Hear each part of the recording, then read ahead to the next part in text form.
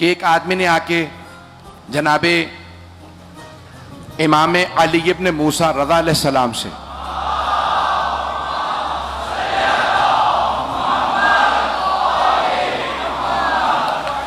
कहा, मौला एक मकाम है, वहां से जब लोग गुजरते हैं तो वहां उन्हें डाकू लूट लेते हैं।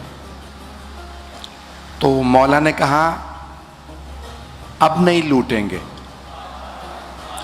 वो जो डाकू था ना, उसके ख्वाब में मौला आए, उससे कहा सब मेरी जियारत के लिए आते हैं, तू कब आएगा?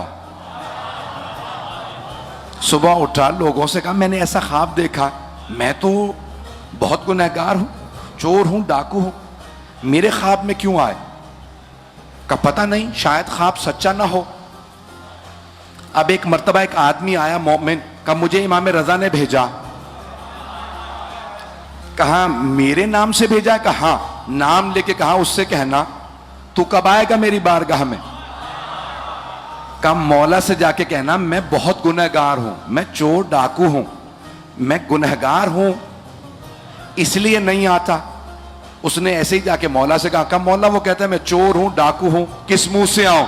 मौला ने कहा मेरे पास सिर्फ नेक नहीं आते, हर तरह के लोग आते हैं, उससे कहो आए तो सही, जितना भी गुनहगार हो। अब एक मर्तबा सोचने लगा मुझे इमाम ने बुलाया है, इस किरदार से कैसे जाऊं? तवज्जो, सोचने लगा मैंने इतनी चोरियां की, इतनी डकैतियां की, किस मुंह से जाऊं? तो फिर कहा अच्छा तौबा कर लेता हूं, मौला से मिलने जा रहा हूं। लूटा हुआ माल लौटाने लगा,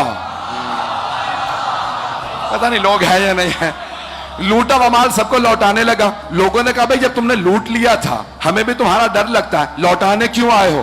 कहा मैं नहीं लौटा रहा था, मुझे मौला ने बुलाया है, जाऊं तो किस मुंह से जाऊं?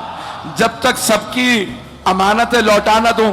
अब रोता हुआ पहुंच तो गया, फिर शर्मिंदा, मैंने लौटा दिया लेकिन पता नहीं तौबा कबूल हुई या नहीं हुई। तवज्जो, अब वो खड़ा सोच रहा था, रो रहा था, मौला के कैसे जाऊं घर में, कैसे बारगाह में जाऊं? मौला ने खुद दरवाजा खोला, कहा आ जा।